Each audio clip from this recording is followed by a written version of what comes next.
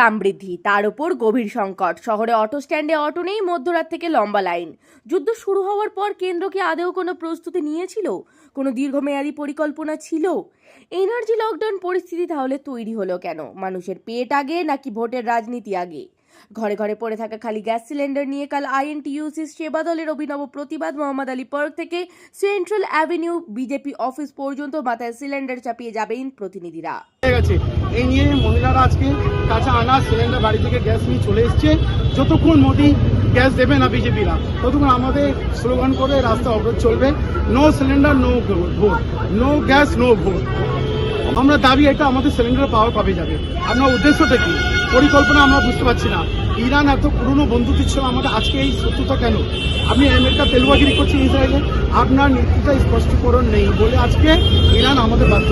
আজকে তেলের জন্য এই অসুবিধা হচ্ছে। অবশ্যই ইন্দিরা গান্ধী থাকলে এই অসুবিধাটা হতো না। এই জন্য আমাদের একটাই স্লোগান, আগে গ্যাস সিলিন্ডার, তারপর vote, no gas no vote.